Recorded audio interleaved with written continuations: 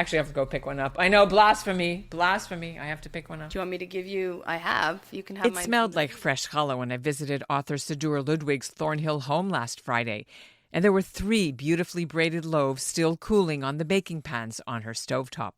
The challah recipe she used is the same one that's in her new illustrated children's book called Rising. The book just launched a few weeks ago. It's already a bestseller.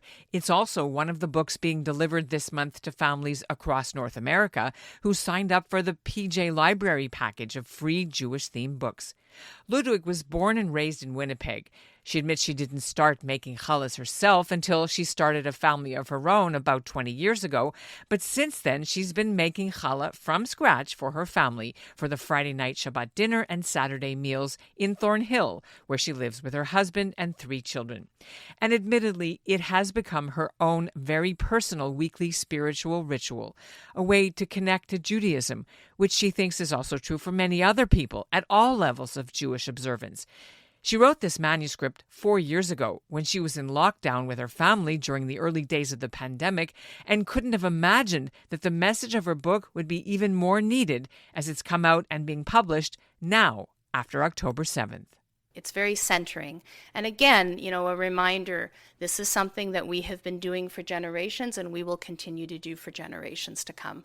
No matter what's happening outside, this is ours. I'm Ellin Bessner, and this is what Jewish Canada sounds like for Thursday, June 20th, 2024.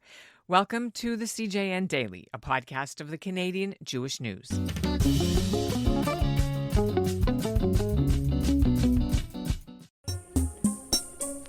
Is life really miserable for the Jews, or are we just glued to a 24-hour news cycle? Should we be worried that so many young rabbis are coming out of seminary as anti-Zionists? And what does Judaism say about polyamory? If you want answers to these questions, well, we don't have any. But we do love asking them. Each week, tune into Bonjour Chai to hear debates and hot takes by me, Avi Feingold, and me, Phoebe Maltz-Bovey, as we sit down with pundits, rabbis, and scholars to talk about the most pressing issues facing Jews in Canada and around the world. Listen and subscribe to Bonjour Chai at thecjn.ca/bonjour or wherever you get your podcasts. There's been a lot of bad news for the Jewish community lately, with reports this week coming out of Montreal of shots being fired at an Israeli falafel restaurant. Perhaps it's one of the names on a list of Jewish businesses that's circulating, targeted by pro-Palestinian groups.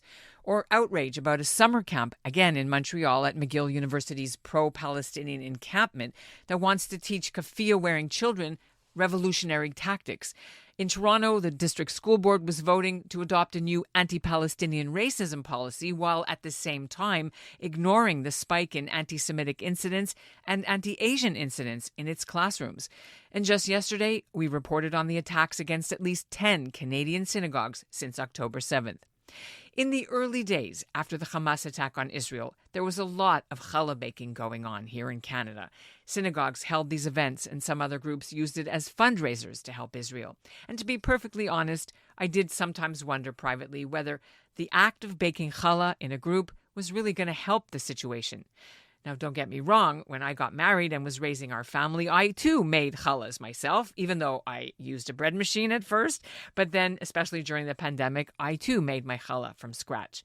But recently, I've stopped and I buy them. So it was refreshing to sit down with author Sidura Ludwig and ask her why she hopes her new book, called Rising, will spark conversations and give peace to countless Jewish homes around the world. I'm here in Sidura Ludwig's home in Toronto, and it smells wonderful. We're here, it's Erev Shabbat when we're taping this, and I can see 3 challahs sitting on your stove, and they're still warm. I know because I moved the pan. So it's I know you didn't make it for me. This is something you do all the time. Yes, I do. And you make challahs as well for Shavuot? I did make challahs. I made a lot of challahs this week, yeah. I was going to say, how many challahs did you make this week? 9, I guess. I made 6 for Shavuot. I just made 3 now. So, yeah. There was none left from Shavuot? Oh, yeah. They're in the freezer. But, it's nice to have it fresh. My recipe makes 3. And so if I'm making it, then I'll, I make the 3 or I make 2 big ones.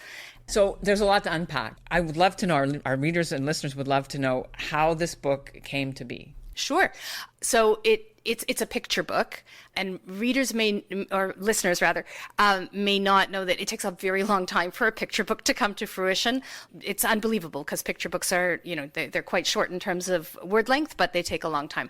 And so I preface the story with that because I first wrote this book, the first draft of it, about 4 years ago. It was right at the beginning of the pandemic, right when everything had shut down. I was in the middle of my MFA, which is a Master's in Fine Arts, in writing for children and young adults. And I was used to working from home. Like, I wasn't used to everyone in my family working from home. And so I don't have to, everyone's going to remember. I certainly don't have to go back and remind everyone how chaotic that was. But it was that moment when everything had shut down. We did not know from day to day what was happening next. Our routines were completely upside down. And every day sort of felt like the same, but different, but, certainly not like what we were used to. But I realized that I came to realize the only thing that didn't change was I still woke up early on a Friday and came downstairs and started making challah. And as Friday progressed, I was still making and preparing for Shabbat the same way I was always preparing for Shabbat. Perhaps we didn't have guests, it was just the 5 of us around the table. But I was, or yeast or flour at the beginning. That's true. Was Yeah, that's right. That's right. And so as the afternoon would progress, the house was, still smelled like it used to. And then when we would sit down for Shabbat, like the candles at the time, we light the candles, and and all the brachot that we said around the table and the songs that we would sing, it was all that didn't change from before. And there was something incredibly anchoring about having this ritual, that there was something very soothing in understanding we as a people have been doing this all along, Shabbat, and no matter what's going on around us, we are still finding ways to do Shabbat. There's a way to anchor us and to anchor the anxiety that I was feeling at the time. So, like I said, I was doing my MFA, and that semester happened to be a semester where I was only working on picture books, and that was how this book came to be. It came out of that. It came out of this experience of not only what does it mean to make challah, but really, like, what does it mean to make challah? And it's more than just the ingredients that come together. It's more than just something delicious that we eat on Shabbat. It came for me as I wrote this out, and it really became this poem, like an ode to what challah is to me spiritually, to me communally, to in terms of connection with family. And these were all the themes that I ended up exploring. Before we go into the 4-year process, whose recipe is it? So it was a recipe given to me by Lori Grisman, our Rebbitzin at our shul. I've been making challah. Maybe I started making it when my oldest was in preschool, but using different recipes. And I think I started using this recipe when my daughter, who's now 17, was bat mitzvah age. It makes 3 loaves, which is great for us. Is one of them onion? No, but so what I like to put on top, what you're smelling, the toppings that I use is I use everything bagel spice, and I use a little bit of raw sugar as well, and the two bring out the flavors in each other. So that's what you're smelling. Yeah, no one would have onion on challah on a Friday. Well, maybe they would. So back when you were growing up and in your home, with your parents and grandparents, was challah a thing, making challah, or they bought it? No, they bought it. I grew up in Winnipeg. We would have got our challahs from Gunn's Bakery, which is still there, very iconic. No, my mother is a fantastic baker. She never, ever made bread. I don't ever remember her making bread. Yeast was not something that she worked with. So that's why I think also for me, baking, I came to baking challah much later, maybe than other things that I learned how to bake and enjoyed baking, because I was scared of yeast for a long time. It's right. Well, it can be daunting if it doesn't work. So you made the recipe. Have you ever had a disaster where it didn't work, or it was always like, why this recipe has been so good for you? No, this recipe's always worked for me. I've had a lot of baking disasters. I mean, disasters. Yeah, where it's like the middle isn't always cooked, it may be a little raw, or it burned, or.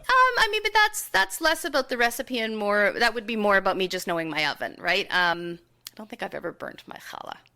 Not. Is there a special way you like it? A little bit brown, more brown? I like How's your it. family? I like it like, good and crunchy on the outside and soft on the inside. Raisins? Not raisins. Nope, no raisins. No. It's white flour, and it's. So you don't do the whole wheat, the spelt, any of that. Have you ever experimented with it? I have experimented with whole wheat or part whole wheat, and my family said, very nice. We want the regular challah next time, and so I do what works. I do what works for them. I like trying different recipes. I enjoy. I would love to try a pretzel challah. I've never done that before. Wow, like with salt on the outside. And... I think it has to do with boiling it. I think there's a boiling process first, and it's we get it from our bakery, from my Zadie's. They do a pretzel challah, which is really nice and chewy. I'd love to give that a try and see how that works. Slicers or tearers? No, we slice. Our family was a slice. My husband's family is a tear. So now our family is a tear. Drives me crazy because I remember Friday nights, my dad, we all had jobs, everyone's going to have their story, which I'm sure I just probably did what everyone tells you is their story, right? So I apologize for doing that. All good. But tell me, are people who have heard about this, did they share their challah stories with you, what it means in their lives? Yeah, it does bring up. I had someone say to me recently that she read the book to her grandson, and they're a fairly secular family, and he was remembering, that he had the experience recently at somebody else's house with Shabbat and challah, and she said to me, well, maybe it's time now that we start doing that with him, and so I've had a few stories like that where people have come up to me, and that's so special to think that something that they've read in my book is maybe inspiring, thoughts for them about how they might want to bring that kind of ritual into their own life. And I think one of the beauties of challah too is that it's actually a very accessible. It's an accessible ritual for anybody, no matter your religious level, and in terms of, as a gateway into connection to Judaism, to community, to Jewish spirituality. Challah, this, having something that you make with your hands from scratch, and then, you bring together to share with everybody, and you do the blessing over it. So there's the connection to God, and, and it's something that we eat when we are celebrating Shabbat, or, every holiday except for Pesach, so there's something very holy about that, right? Because of the representation. So if there's a hope that I have for anybody reading a book like this, is that that they might be inspired to try that if they haven't before. You talked about when you started getting the idea was 4 years ago when the world was in the pandemic. So it's come out 4 years later when the Jewish community is having the hardest time. But a lot of people have done challah bakes for Israel, challah bakes for the hostages, challah bakes for the soldiers. I don't know what else, challah bakes for just to feel better. Mm-hmm. So have you done any of those, and how does this fit and connect? How do you hold both of those in your head? I remember, that right after October 7th, and many of us in the community, we were just like, we need to do something. What can we do? What could we possibly? What can we do? In our community, my neighborhood, in our synagogue, we have a lot of Israeli families. Overnight, many of them were called back. There were a lot of families down to one parent who had just got here. And I started making extra challahs every week just to drop off at people. I've got neighbors that I knew were affected across the street, and it was like, it felt like nothing, but it felt like something. I mean, it was just this desire to be. It was connection. I really wanted to be. I wanted something that I could be like. I know there's nothing I can do, but there's something I can do, and I see you and I feel you, and and please accept this. And then our shul did a challah bake, and they asked me to lead it, and that was the first event. I don't even remember, a couple of weeks after maybe, but it was the first time that people came together where we could smile a little, but be doing something where we were all focused. We were all focused on Klal Yisrael and on and on the hostages and on the situation, and so putting all of our spiritual energy into that, while being able to do something that did bring a bit of. It was the first time I remember feeling a bit of joy. So your book comes out and it's a more innocent feel. This book has a more innocent feel as opposed to this danger, this edgy that we're living now. But when I read it, and I don't usually give my opinions on shows, it gave me a piece. I don't know. I mean, I read it and thought, okay, it's a kid's book, whatever, but it made me feel peaceful and calm. And it was like a respite from a horrible week when the synagogues had been shot at and firebombs and anti-Semitism flooding our inboxes and our streets. When you make challah, how does it still, if at all, give you that feeling that I got just reading your book?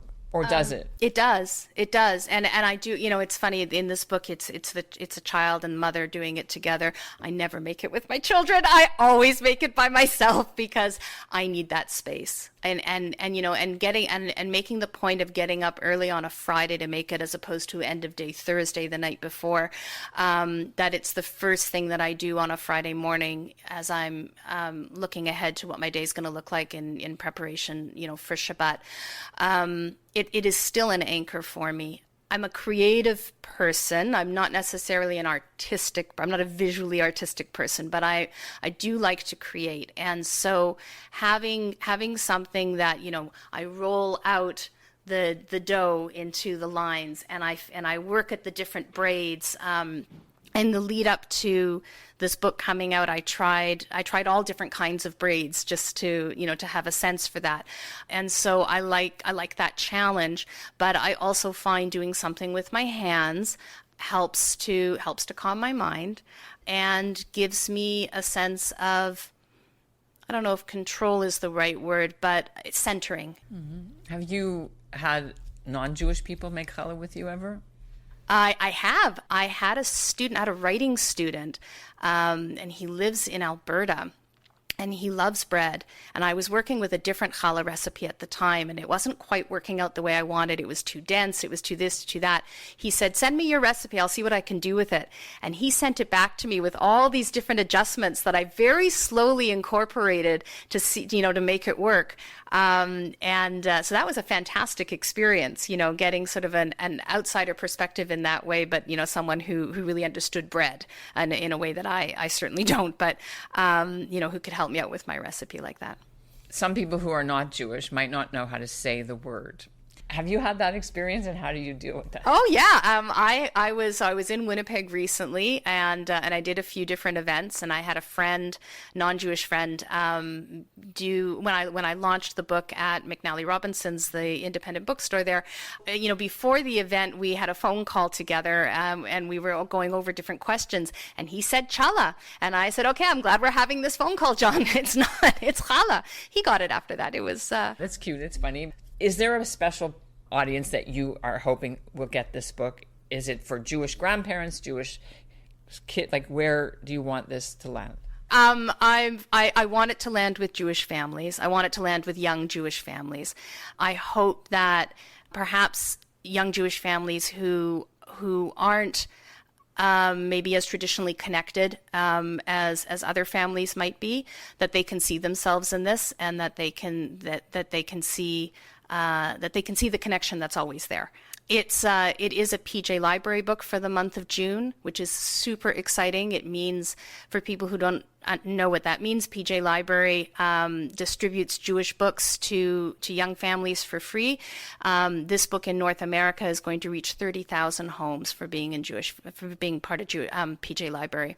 And then PJ Library is also contracted with me to translate the book into 4 different languages. So Ukrainian, German, Spanish, and Portuguese. Really? Yeah. So yeah. So all over, so at some point all over the world, there will be families that'll have a chance to read this book, and to have that kind of reach for me, and for it being my debut picture book, that's a dream come true. That's fantastic. Okay, there's a thing in our extended family that it used to make me upset, that I would come home and there would be pieces already missing before Shabbat happened, like someone wandered in the kitchen and, okay, wait, where's the corner? Why are you ruining the challah before Shabbat? Do you have a rule?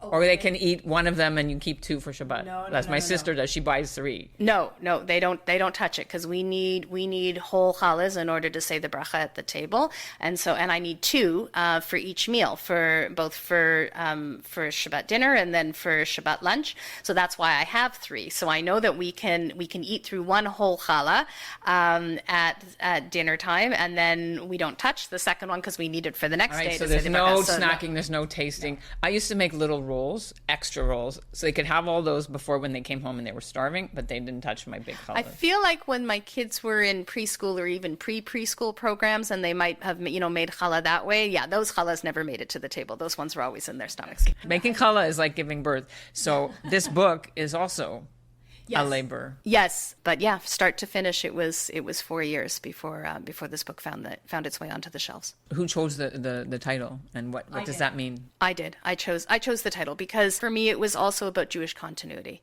And those who read through the book will see see the connection in the poem between the ritual of making challah, but also the Jewish people.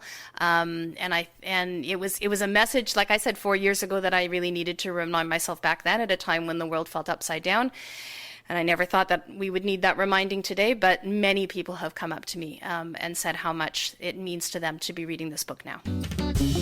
And that's what Jewish Canada sounds like for this episode of the CJN Daily. If you want to find out more about Sidura Ludwig's book and her other ones and where to get them, go to the links in our show notes. PJ Library families can get a free 1-year membership to our quarterly print magazines here at the CJN. You just have to subscribe at the link in our show notes or go to www.thecjn.ca/PJ. Our podcast is produced by Zachary Judah Kaufman. Our executive producer is Michael Freeman, and our music is by Dov Beck-Levine. If you want to write to me and tell me your challah traditions, I'm at ebessner@thecjn.ca. Thanks for listening to the CJN Daily. Y'all remember that joke from Airplane? The old lady asked for some light reading. How about this leaflet, famous Jewish sports legends? But in actuality, that's changing. Jews are crushing it in sports around the world, and we are here to celebrate them. Sandy Koufax gets his 10th strikeout. Zach Hyman, his first career hat trick. 41 points for Diddy Avdia. It's Sue Bird's building. I'm Gabe. And I'm Jamie. We love Jews and we love sports, but most of all, we love kvelling over Jews in sports. Together we host Menschwarmers, the longest-running Jewish sports podcast in the world. Listen and subscribe at thecjn.ca and wherever you find your podcasts.